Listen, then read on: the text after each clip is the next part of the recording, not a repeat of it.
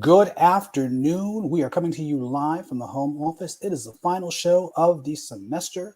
And today, Dr. Rob is going to take a little bit of a break because we have a student guest host who'll be running the show as we're going to talk about, or rather unpack, going from disability to visibility in five, four, three.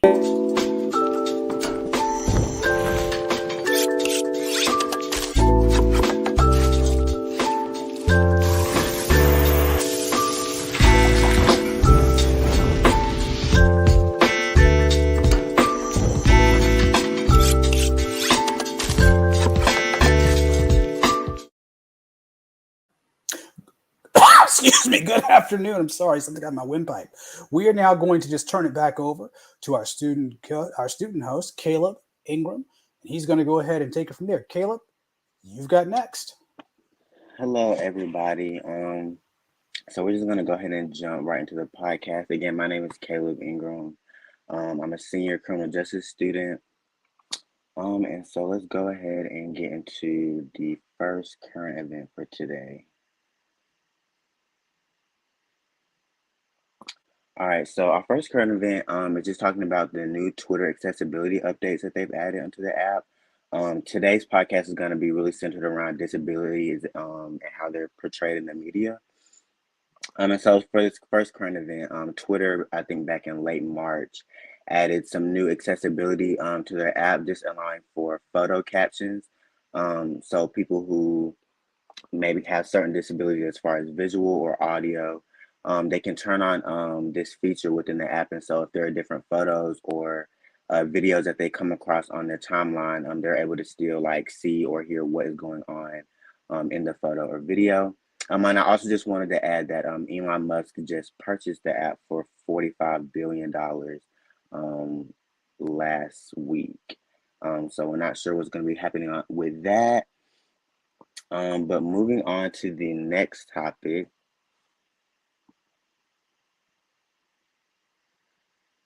we're talking,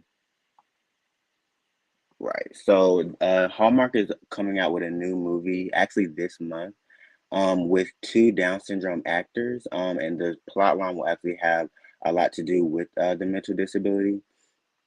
So I just thought this was a really interesting kind of new movie that was coming out. We just had Eternals earlier last year that had a really diverse cast and featured some disabled actors as well. So I think it's really nice just to see bigger diversity, more than just race on the big screen. What did you guys think about that? Yeah, I agree because a lot of times, like you were saying, when we think about diversity, we don't extend it past maybe race or gender and into things like disability because I think it's very important to represent the real people that are living in the world so that not only do they see themselves and they know that they exist and they can be inspired by what they see other people like them doing, but so that people that don't identify with them can see them as well and make space for them. Definitely, definitely. Anybody else?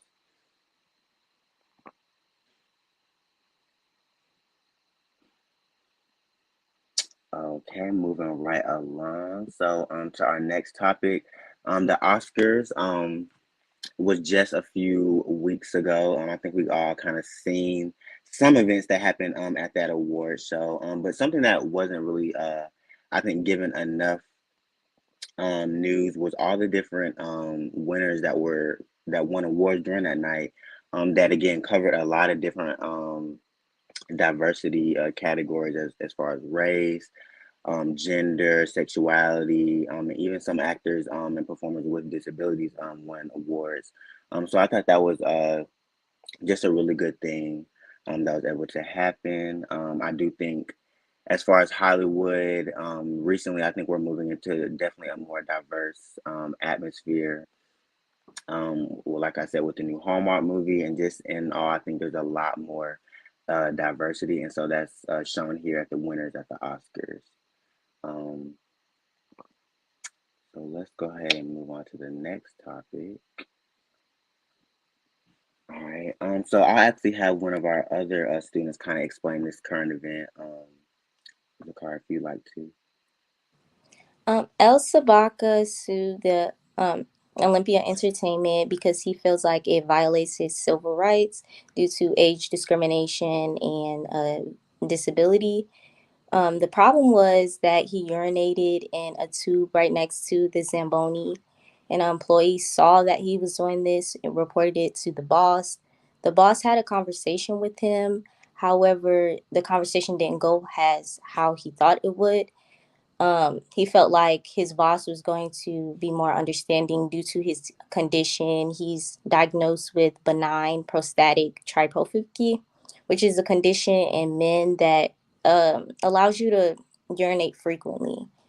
So as he had the conversation with the boss suspended him for a week, and 2 weeks after, they fired him for bad judgment. So how do you guys feel about it?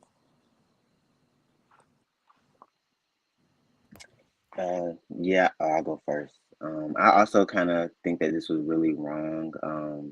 I think a lot of times in hiring, they don't take account for people with disabilities, and they just kind of give everyone or just see everyone on like the same equal playing field, and that's oftentimes not the case. So I think maybe different hiring practices might kind of fix some of these problems that are here today. Because I definitely don't think this is the only time that something like this has happened. I agree with Caleb, but I thought that there was a separate like Olympics for people with disabilities too. So that could be maybe one of the reasons why they're not so sensitive. Well, I think too, when you said that they fired him for bad judgment, that just kind of struck me because it's like you were saying, it's an uncontrollable condition. So it's not up to his judgment. So I think there was a lack of open-mindedness in that scope. But at the same time, we're also seeing a lack of accommodation. So your solution is to fire him or to suspend him or whatever the case may be, rather than say, okay, what can we do to accommodate these conditions?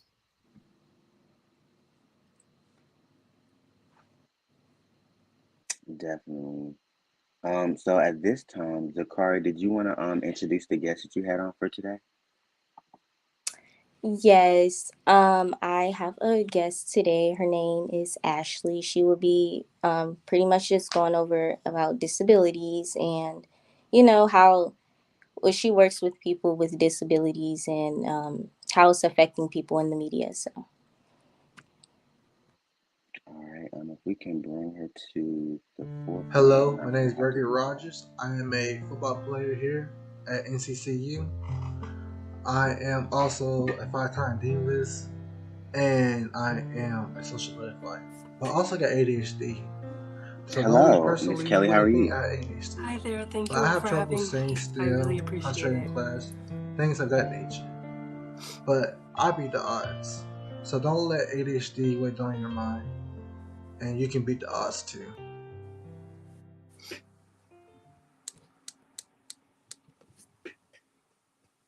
Hi there. Thank you all for having me. I really appreciate it. I understand and appreciate that I'm a stranger to all of you. So thank you for inviting me into this space. As was stated, my name is Ashley. First and foremost, I'm a biracial queer woman of color who also has a physical disability as well as a potentially fatal neuromuscular condition. And that has kind of largely shaped my personal life and, in effect, then largely influenced my professional life as well. My degree is in social work and sociology, and I think I kind of knew about bias and ableism and how empowering and speaking up for yourself was a part of my life because, frankly, I grew up knowing kind of as soon as I could understand the verbiage and the language, I was different. But my family based that more on the premise of my being sick. So I had to kind of learn to identify certain symptoms because I was experiencing those. I was sick and could need help, but that wasn't enough for me. And I think while my family was well intended, I think what they also did by starting that conversation unfortunately put me in a sense of inequality, right? Because they weren't talking to me in the same way that they would talk to the two other grandchildren that were involved. They were speaking from a place of insubordination, that I had to learn how to speak up and I had to be louder than the people in the room because I was going to be overlooked, if not by visual representation, but because I was just not in a position of power as a person with disability. And that's something that we largely see when it comes to caretakers for those that have more extensive needs that need 24/7 round the clock care. People tend to get overlooked. I've seen some of my friends with that kind of capacity. They'll be at a restaurant with their caregiver, and the waitress will look to the caregiver for, what do we, something as simple as what do we want for dinner. I see this a lot with brought in interpreters as well. So if you're having a one-on-one dialogue with a person who's hard of hearing or needs interpreting services, somebody will directly ask the interpreter, which often or should present in the interpreter literally just signing the question, because that is their job. They're there to be ears to a conversation, not to be the voice behind it. And something as small as that has a huge impact on our society, which kind of brings me back to the Oscars, which was really huge this year for persons within the community, also bearing in mind that's a large, diverse community with different varying abilities, and I certainly cannot speak for us all. We all have our different circumstances and opinions and experiences. But Coda, which was a film that was highlighted and awarded actually at the Oscars, was huge for us. That is a group of very diverse lack of hearing ability or different varying hearing abilities being represented on the main stage, not as able-bodied actors portraying them, but is them having the power and autonomy to portray themselves and live in our stories, which is huge because up until recently that hasn't been seen. I can think of quite a few movies. Me Before You, which was a huge novel success, but again, you brought in an able-bodied actor to play a quadriplegic man. Sia has also gotten herself in some hot water in the last year and a half. She released a movie on Amazon Prime called Music that was about the storytelling and life of someone who has severe autism and is not communicative in the traditional sense. She came under a lot of hot fire because she hired Maddie Ziegler, who is well known for being a dancer for Sia. But when posed the question, why didn't you bring in an autistic actor? Sia's response was, and I quote, I felt that the pressures were too much and that it would be harmful for her. So there were two kind of reactions to this, right? We had one side that was saying, well, Sia was trying to be considerate.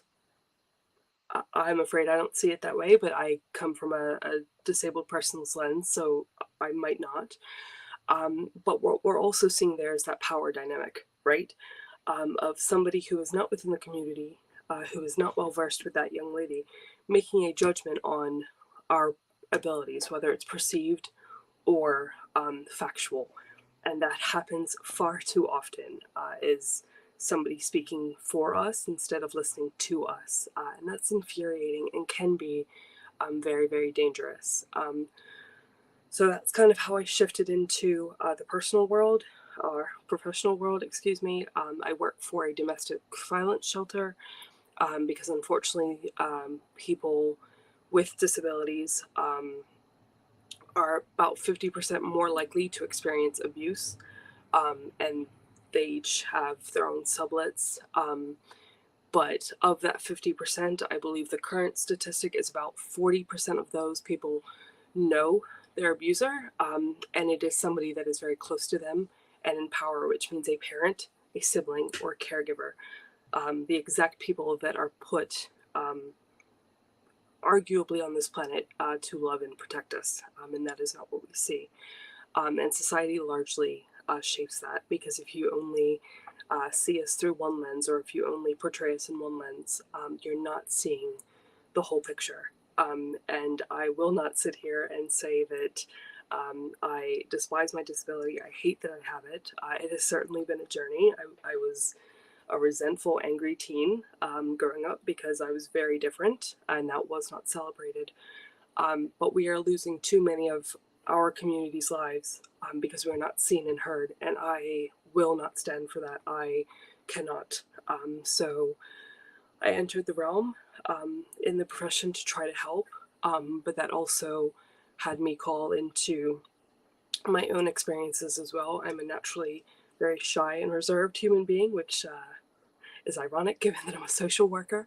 I am a pit bull, but not when it comes to my own story. I will fight vehemently for any of you, but not often for myself. And that is why I started my own blog as well, so that the people around me could see more than just the smile and the demeanor that I present, which is very often a mask because it keeps me safe in a very ableist world. But my starting my own blog was my way to own my story, to unpack the experiences, and largely to try to heal from the abuse and the danger that has been inflicted by society that largely goes untold. So I am so thankful that you're having these kind of dialogues, and it is so refreshing to kind of see the questions you're asked and you guys holding this space, because it doesn't happen enough. Thank you for that, Miss Kelly. So just a couple questions for you. So in your professional opinion, could you define what ableism is to you, as well as giving like a textbook definition if you had one? Sure. So ableism, or ableist thinking, is essentially, by definition, the inequality of existence due to lack of knowledge, experience, or perspective of understanding that varying abilities agree or appear. So I'm currently talking to you all by sitting down. You can't see my lower body, which is largely the area that's impacted. And I'm keeping my hands out of sight so that you guys don't see the very shaky side effects that tend to come with my physical condition. So by appearance, if I were to present myself as such, it might come across that I'm able-bodied. And that very assumption, as small as that is completely ableist. It is grounded in this basis that only what you see exists. And that theory or way of thinking literally applies through every spectrum of life, right? Professional, personal, intimate, otherwise. I work primarily in a hospital. A hospital. So one would think, by definition, you're probably seeing those with injuries, varying abilities, those needing extra care. And yet somehow I still can only use one bathroom on my floor, because though it is advertised as accessible, my wheelchair doesn't fit in the bathroom. So I'm very grateful and very blessed that I can use my body to walk for very limited amounts of time, so about 100 feet at a time. So I have the ability to take myself out of my chair, walk into the bathroom, leave my wheelchair outside of it, and return. But that's not accessible. Right. There are places that I have to get out of my wheelchair to do my job,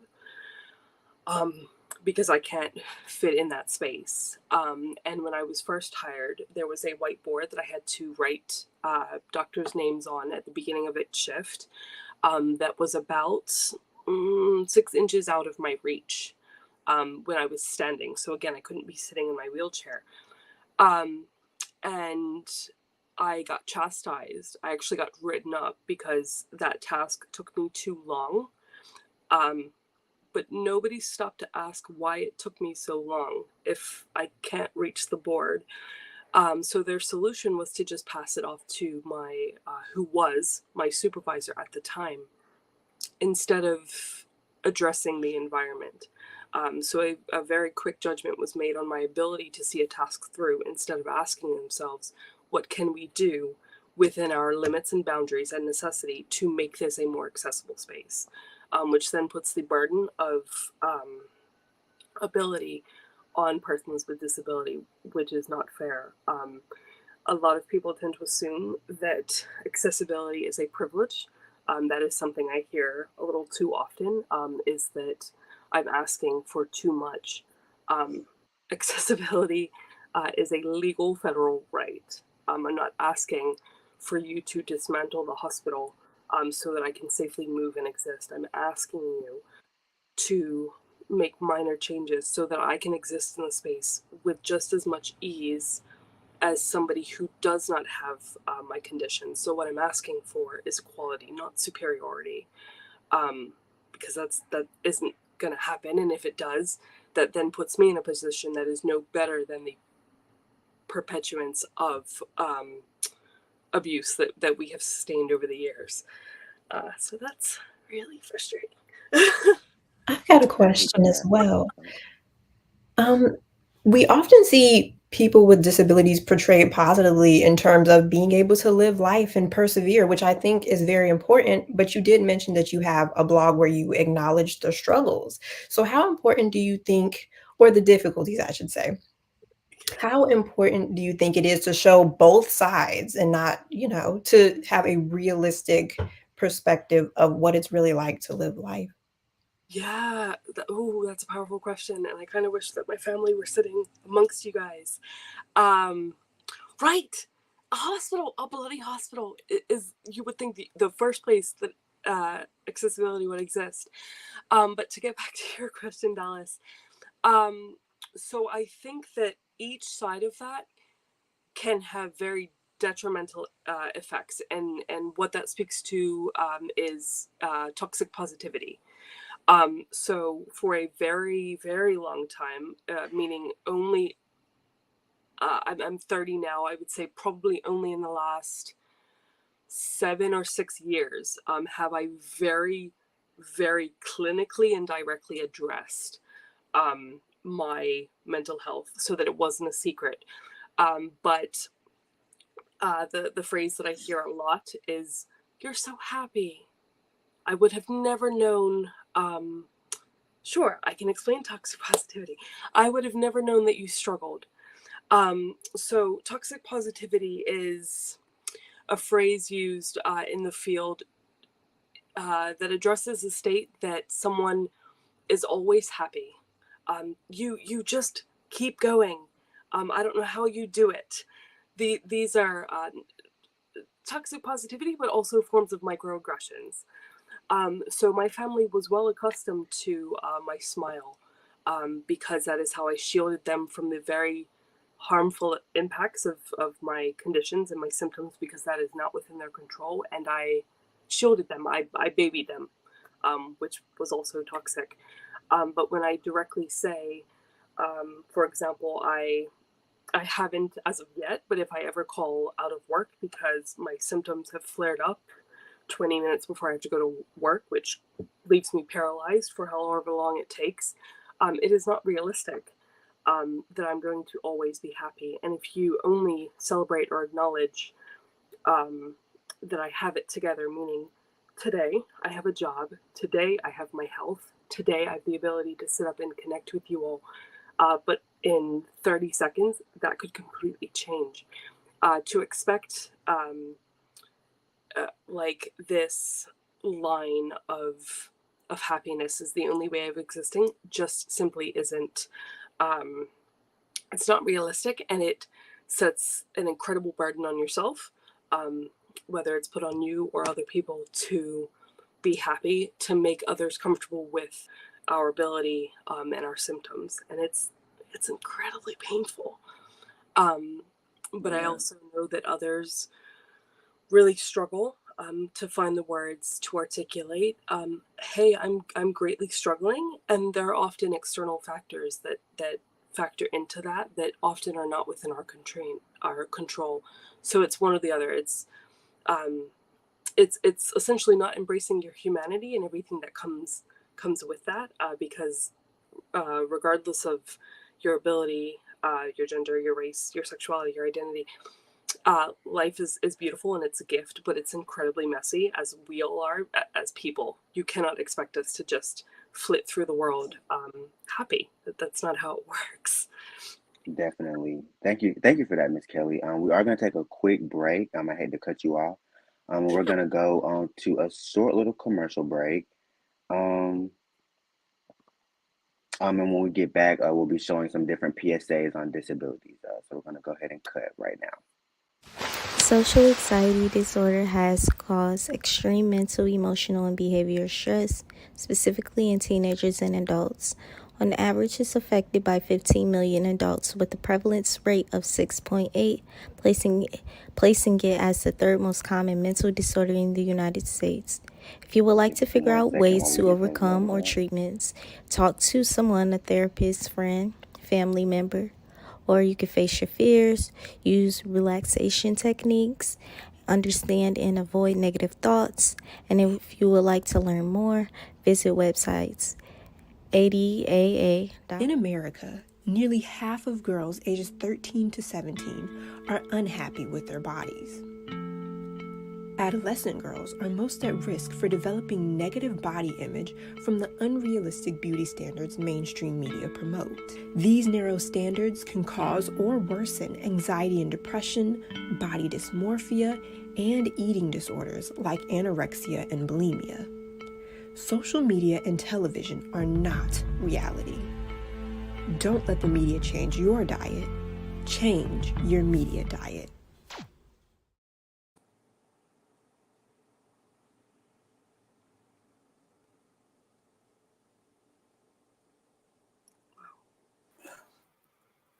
Caleb, you're back. Oh, I didn't know if they had went. Sorry about that. No worries. So going on to our next topic of discussion, we're just going to be detailing and discussing about Kanye West's kind of public struggles with mental health, and kind of how that's been portrayed in the media, and just the different opinions that people have been sharing on social media about it. So, firstly, I want to get you guys' opinion. So, what do you guys think about?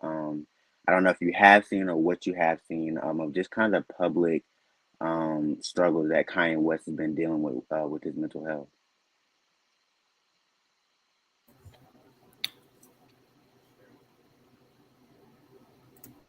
Kanye West has been going through a lot.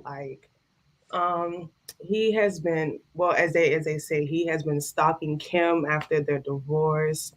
Um, he's just he's just gone. It's just a lot in his mind that makes it. It probably seems like he has a mental health issue, but he probably doesn't. He's just open. He probably just doesn't care. But it's a very wide range of emotion that he shares, and it's just it's just a lot that channels into it. I think. Oh, were you speaking, Robinson? Speaking, would you help the doctor to unmute his microphone? Sorry. I was going to jump in on this one because it's weird. He's going through a serious life challenge, the ending of a marriage. Having said that, he also clearly does and has admitted that he deals with mental illness. The challenge here, though, is that as you have mental illness, it does not give you carte blanche to be dysfunctional. And I think a large part of the time, I mean, even as one who lives with it myself, I live with anxiety disorder, but I treat it.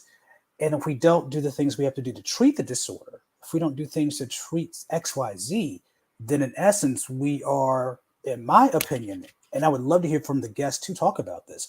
I think, in my opinion, if we're not doing what we can and approaching this as we can, as lucidly as we can, then we could be contributing to the negative depictions of how people perceive folks with disability and or mental illness. What do you think, ma'am? Miss Kelly. I think you're right. And I think I would love for him to be able to have some insight and recognize that he's coming from an incredible position of power that I could never even grasp. It is as a person of color, as somebody who is well off. But I think he needs to be mindful that I think, if I'm correct, he has been open and identified that he has, I believe, bipolar. I don't know which one. I believe mania. Bipolar 2, I think. Yep. So what I fear there is that if he's identified what he has and then behaves in this way, I think that society will meet him in the middle and go, they're either going to write him off or call him crazy. And it's going to be allowed because he has X, Y, or Z. I think you and I would agree, sir, having a diagnosis as somebody who has PTSD and anxiety, I'm still expected to see my life through and be in charge of my faculties. And if there's a time and a place that I can't be, and there has been, then my responsibility is to then get help and worst case scenario, be institutionalized until I can be. But I think if we simply write it off as he has this, and he's going through a lot, which I don't think he is, but going through a lot does not then give you permission to behave inappropriately. And if others allow him to do so, you're then essentially enabling that. And what is scary to me as a young woman who works with battered women, what I'm seeing just on its face, so I can't speak clinically, but what I'm seeing is stalking. I'm seeing escalation. And if he's in a position of power and enabled, and if Kim Kardashian West, who I believe has a background in law, has resources and money, and arguably one of the most famous families in the world, if she is subject to this and not able to stop it, what does that say about the very vast number of men and women who are in the same position and cannot do anything? That's incredibly scary. Good point. Dallas, you're about to say something. Oh, I was just going to acknowledge that I think Kim actually went to her Instagram stories at one point to acknowledge that he did have bipolar disorder. So that was just the point that I was going to make. But I also think that what both of you are saying is that there's a sense of responsibility that comes with your platform. Like, he ran for president and people were voting for him, I believe. So he has a lot of responsibility as a public figure. But I don't know if I could speak to how you should go about handling that. But I do think that, like you said, take the responsibility for yourself, take a moment to step back. We live in this age of social media where everything is immediately going to social media, nothing's private anymore. But I definitely think that he should take a moment to step back and do some introspection and evaluate himself. And to piggyback off of what Dallas said, I do agree that that he needs to take a break off of social media. He's not really helping his case with his mental health issues by constantly being in the media. He's not really taking time to, to fix himself, or to at least to calm down his issues that he's having. He's just constantly in the media and he's not making anything that he's doing any better.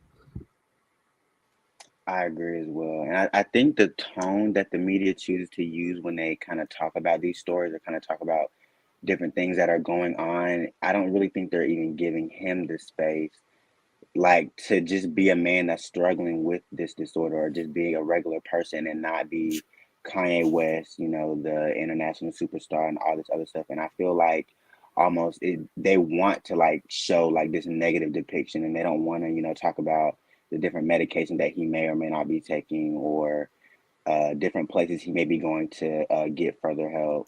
So I also think while it is a lot on Kanye West's responsibility with this disorder, I think it is the news media's responsibility to make sure that they're like, I guess, making sure they're showing the full picture of what's going on, and not just trying to show someone at their lowest when there's a lot more that they could show regarding this disability.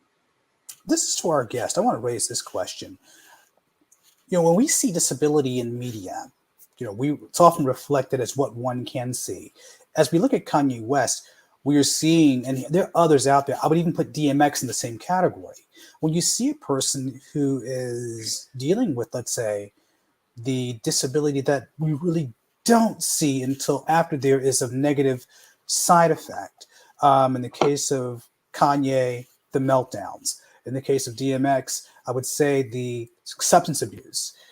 What is it? What do you think we can do, or what do you think media, not just Hollywood, but even media can do to, I guess, start portraying, having serious conversations about disability, particularly those that we don't see. And I will even further that about disability within the Black and BIPOC community. So I think, that's a loaded question. I think first, how much time do you have? So I think first, the very painful question has to be asked, which is very uncomfortable and depowering, which is, what are we gaining by highlighting and showcasing and spotlighting the very negative impact that of Kanye West's behavior? Let's go. Will Smith is another one who does have a history of mental illness, and both have addressed those very differently. But you have to stop giving it power in the sense that you're only acknowledging the bad, which is incredibly difficult to do. Like Will Smith right now, we're acknowledging the very public and very heightened and the very extreme negative consequence and action that he chose. But what you're not doing is showing the human behind that. To my knowledge, Kanye West has started schools. He has brought in money to impoverished areas for persons of color, persons with varying disabilities. So while I think we have to hold them accountable, and you have to see an action through, for every one that we make, there will be others. But just as you hold them accountable for one, you also have to celebrate what they've also done. Because if you only crucify someone, if you only heighten what they've done wrong, what you're doing is inadvertently spiraling them into the shame that they already have, the guilt they're already dealing with, which makes them internalize it and hide it, which then means that we don't see them struggling behind closed doors, which brings us to a place of equality. I am sure all of you, if you will pardon the assumption, have struggled. I am sure each of you has a part of your story that I can connect with, and I'm sure most of you have something within your story that the people that love you don't know, and you have chosen to hide that for reasons I can only speculate about. But you have to be able and willing to see it all, and not just one or the other. Exactly, everyone's human and everyone struggles. So you have to see the human in the same line that you see the success, in the same light that you see the symptoms. It is all one. You cannot isolate them and then criticize one or the other. It goes together. And it's true. I think we have to also, as you point out, highlight where we do see the successes, where we do see the advocacy. And it's weird. I just had a student complete a research project where he was exploring the language of sportscasters who were criticizing Black athletes who were self-advocating for their own mental well-being, their mental health. And I find that problematic. Have you all heard about, I think it was, who was it? Naomi Osaka, and I think a few others who just said, stop. The Olympic stage is so big and it's playing with our minds. But then the expectation is that, I think that, going back to what someone said, that athletes, particularly Black athletes, just as human as, let's say, Michael Phelps. I did see backlash with Naomi Osaka. I think when I can't remember exactly what had happened, but she was thinking about quitting tennis or whatever. And a lot of people were saying, oh, you lose one match or whatever, and now you want to quit, and, saying a bunch of negative things. But they were just looking at the surface and not really thinking about the mental pressure, the pressure of having this platform and having these responsibilities, and the physical pressure of it all. So I definitely had seen that. And yeah, it's I'm not surprised at all with the difference in how we treat people of color, treat ourselves actually. um but yeah, I had seen that struggle, and honestly until now I didn't think about, well, there could be that mental aspect, that physical aspect, not just these surface reasons that people think that there are. Ashley, do you think that we really are more empathetic to the disability that we see compared to the disability that we don't see? Mm-hmm. Yeah. Hugely, I cannot speak as to why. Perhaps because we can tangibly see it and feel it. I Okay, case in point, I had 2 surgeries 7 weeks apart 2 months ago for the condition that can take my life but can't be seen. And there was some pushback from work for that. And they had said, well, if you would have called out because of your legs, that would make sense. What? You want WTF moment, we get it. you want me to call out because of my legs because it makes sense to you. Not for the one that could kill me, but for the one that's really more of an inconvenience. Why? Because you can tangibly understand it. That that's not on us. That mm-mm, mm-mm. So I guess as a society, and this is for everybody, what can we do? How can we use this superpower we call mass media to begin to have a consciousness raising, not just about the issues or the disabilities that we see, but also about the ones we don't see? How do we begin to raise the consciousness of being a truly accessible society? And also, I'm just going to call it out, outing ableism. Anyone?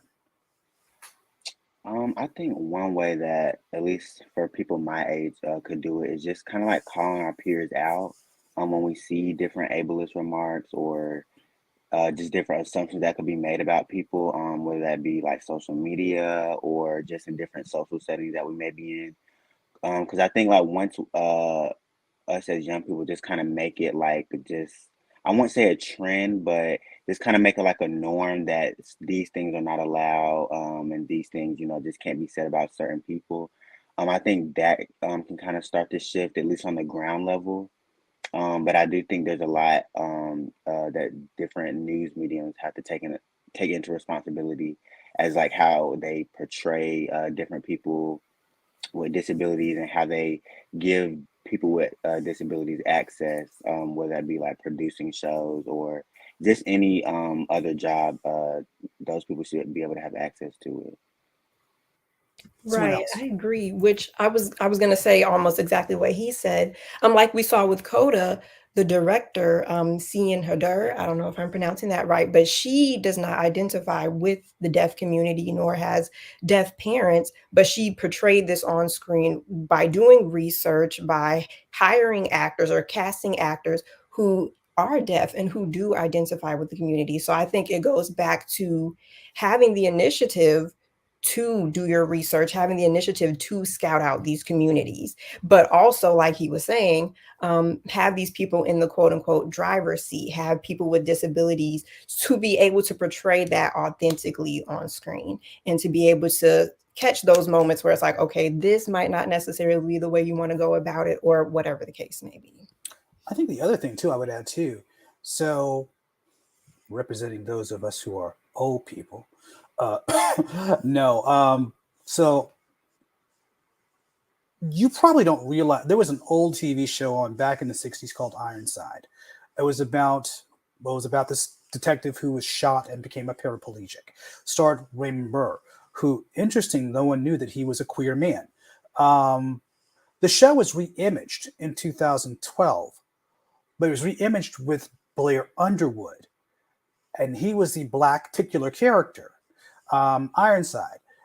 Now, I mentioned that because there's another person who you all may not recall. His name was Daryl Chill Mitchell. Daryl Chill Mitchell, he actually was the DJ in the first House Party movie, and he had a nasty motorcycle accident that left him a paraplegic.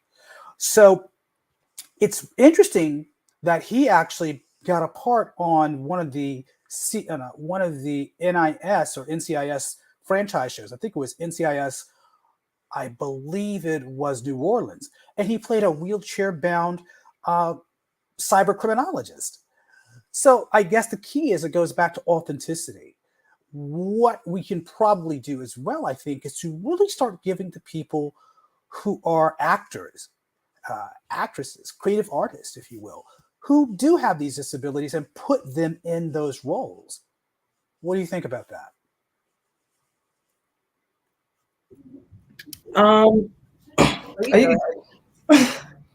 Okay, well, yeah, I was gonna like just to piggyback on what you said. They are a plethora of mental health issues. They are different disabilities. This is a time where everyone is really speaking up about what they're going through, about their disorders and stuff like that. So, I feel like giving jobs to people who are I'm saying, people who are struggling or like affected by these issues that they're going through is making a change in the world. Like, I'm saying, like we see people who will regularly have these jobs who are not in these fields anymore. So they're being taken over by people who are going through issues or having yeah. We have a question from the studio audience, the virtual studio audience, and it says, when applying for jobs, do employers ask disability questions for equal employment or to make a judgment? Does that need to stop and maybe address that topic after hire? What do you think, gang? I would say, I think it's an important question to ask just so that you can address accommodations. I don't know what the true intentions are, but from a positive, optimistic perspective, it's so that you can accommodate for whatever that person's needs are. I would hope. Okay. Yeah, I would agree with Dallas. I think in an optimistic way, I think we would like hope that I think they're asking those questions for accommodations. I do think maybe subconsciously when a person is looking at an application and they see that someone has a disability, I think that there are probably some like ableist judgments that may be made, and that sometimes can be shown where like the person once they start the job they may not be doing tasks that everyone else with the same position may be doing, or they may have to do like remedial tasks or things just because I guess their boss or whoever may have said that or seen them as someone that can't handle certain tasks or can't handle certain things just because of their disability, even though they have the same job title as everyone else. Right. On that note, we're going to take a quick pause for the cause, and we're going to come back. We're going to show our last student-created PSAs regarding the topic at hand. And I think I want to also get your critiques on some of these PSAs to figure out what you all think of them. So let's go ahead and cut to a quick break and take some time to, as I said, pause for the cause and watch these last student PSAs dealing with disability. Research shows that in 2022, 83% of sports pay both men and women equally. Even though that percentage may seem high to some, there is still a gender sports pay gap issue. Many argue that the number should be equal across the board. Men athletes can make anywhere near 15% to nearly more than 100% more money than women athletes. A topic about the pay gap in sports is the longevity of how long the WNBA and the NBA has been established. The WNBA was established in 1997, which means it has been around for 25 years, and the NBA was established in 1946 and has been around for 75 years. According to research, the highest paying NBA player makes equivalent to 350 WNBA player salaries. There are strong beliefs that even though the NBA players have so much money invested, risk taken, and promotion and marketing making numbers surpass the WNBA, that there is still an act of being sexist and discriminating the WNBA players' worth and value. Do you think the WNBA and the NBA should be paid equal, or do you think that there is differences between the WNBA and the NBA that causes them not to be paid the same? For years, people with disabilities have been on the back burner. They have been looked over and ignored in many situations that may not be important to people who look like me or you. It's hard enough to get up every day and deal with an issue that physically hinders or limits your activity, and employers make it even harder when they don't extend a fair employment opportunity to those who struggle with disabilities. Enough is enough. So how about we just say no to discrimination against disabilities, yo? For more information on this, visit Americans with Disabilities. Okay. So our first PSA came from Gregory Rogers, a graduating senior. We then had PSAs. I think they came from Dallas, and I can't think of the other part. I think was it Zakari or Imani? No, it was Zakari. Zakari, yeah. Okay, and then we had the last PSAs that came to us from Marley, and I believe Tosin, was that one yours at the end? Who did the last one? I think it was Amani. Amani? Okay, very good. So I want to thank you all for those. So having now gone through this show and seeing your PSAs, has your consciousness been raised at all regarding this topic and this issue?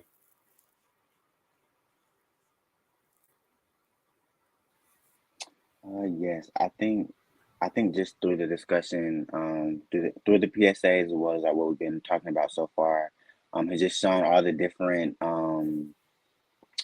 all the different ways that not only someone can be disabled, but how this disability can affect them, um, as well as like the accessibility for these disabilities. Okay. Someone else? Well, Caleb, you have some more slides in the presentation. I'm going to give those to you as we begin to wrap the show up because we don't want to take up all the time of our studio guests, or our audience. I'm going to turn this back to you.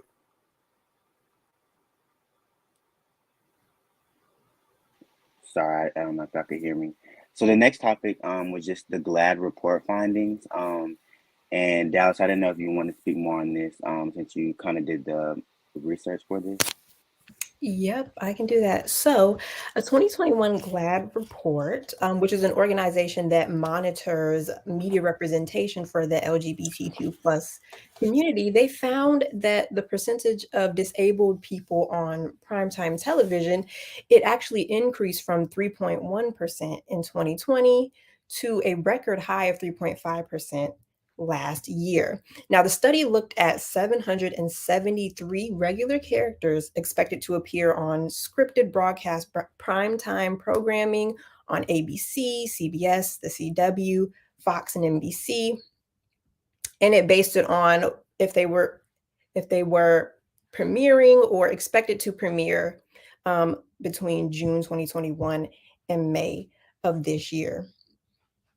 And another note comes from Variety VIP, where they report that Americans spend 4.6 hours a day watching video on streaming services or traditional TV. Now, this is from 2021, but that shows that representation is vitally important for how we see people or how we don't see them, particularly disabled individuals in society. All right. And just to round the podcast out, we did have a media diversity highlight that we wanted to show. Let me get that slide up. So Bounty teamed up with some artists. I think they were based in Cincinnati. And they were different artists with different disabilities. And Bounty just wanted to showcase their art. And so I wasn't able to get any of the advertising that these art will be included in because they're actually working on it right now. But Bounty did say that they will be including these different pieces of artwork within their digital marketing as well as on some of the physical like paper towel marketing as well as like other things that Bounty is releasing. So that should be coming out within the next couple months. Like I said, the artwork is being created now. But I just thought this was an interesting little story to add for the end of the show. Just to kind of show again, I think as a whole, I would say the media space is definitely moving to a more diverse and open um, environment. So yeah, I just like that story. I don't know if you had any thoughts about that, anyone.